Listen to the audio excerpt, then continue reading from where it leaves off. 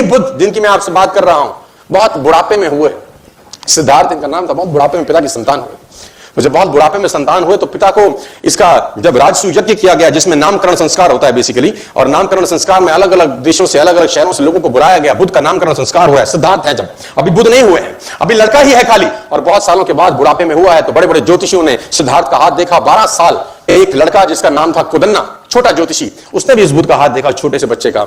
उसने अलग अलग राजाओं से, अलग अलग ज्योतिषियों से उस महाराज ने बुद्ध के बारे में पूछा जो सिद्धार्थ थे कि इसका जीवन बताओ क्या होगा। 90% लोगों ने बोला संन्यास ले लेगा, 10% लोगों ने बोला राजा बन जाएगा। 12 साल का ज्योतिषी कुदन्ना, उसने एक उंगली उठाई, उसने बोला राजान मैं स्पष्ट तौर पर कहता हूं कि आपका लड़का सब सन्यासी हो जाएगा, सब छोड़ देगा। राजा को बड़ी ठेस पहुंची, बड़ा क्रोध आया मन में कि बुढ़ापे में एक लड़का हुआ, अगर ये सन्यासी हो जाएगा तो मैं राजपाट कौन दिखेगा। सन्यासी चाहता तो है लेकिन अपने घर में नहीं, पड़ोसी के घर में चाहता है। भगत सिंह हो पड़ोसी घर में, हमारे घर में नहीं होना चाहिए। तो बुद्ध ने बोला इसका, राजा ने बोला इसका उपाय क्या है। उपाय बड़ा सरल है, इसको भ्रम में रखो जीवन भर, क्योंकि जिस दिन इसको दुख का एहसास हुआ, इसके मन में पीड़ा हुई, ये सन्यास की तरफ चला जाएगा। राजा ने बोला क्या करूं। बोला षड्यंत्र करो, प्रपंच रचो। कैसे।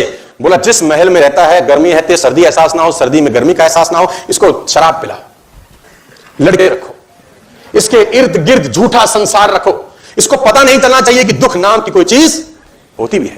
बूढ़े व्यक्ति को इससे दूर रखो, मृतशैया को इससे दूर रखो, सूखा पत्ता इसके बाग में दिखना नहीं चाहिए, क्योंकि ये चीजें इसको आकर्षित करेंगी संन्यास लेने की तरफ। राजा ने प्रपंच किए।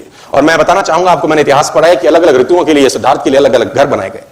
सर्दी के लिए अलग घर, गर्मी के बरसात के लिए अलग, और बाग में उसके 24 घंटे 12 के 12 महीने उसके जो बगीचे में जो उसके जो माली थे वो 12 के 12 महीने बागवानी करते थे। पीला पत्ता उसमें अलाउड नहीं था, क्योंकि पीले पत्ते को देखकर संन्यास जाग सकता है।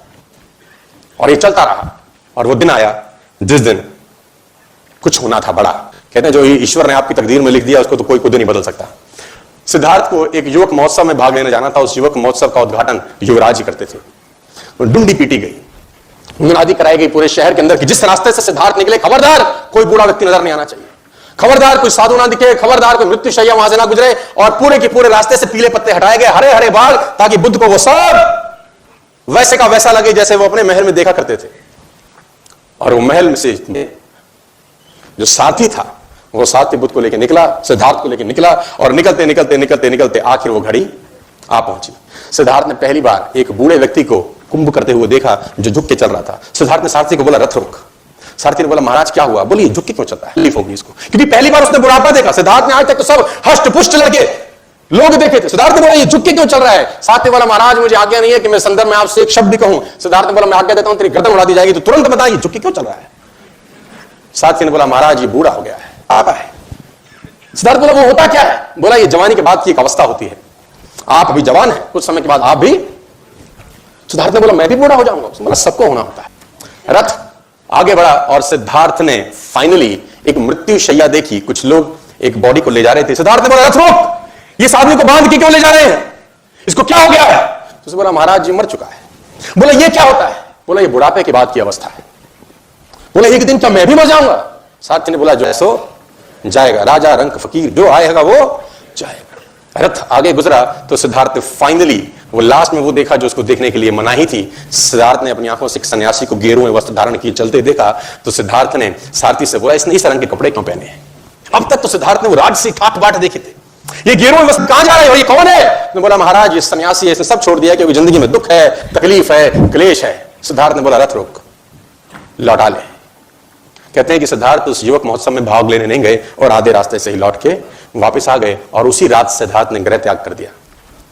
उसी रात को वो सब छोड़ के चले गए। एक ही चीज बदली सिद्धार्थ के जीवन में, वो था विचार। 12 बरस के बाद लौटे, बुद्ध होके लौटे, तेज उनके चेहरे पे था।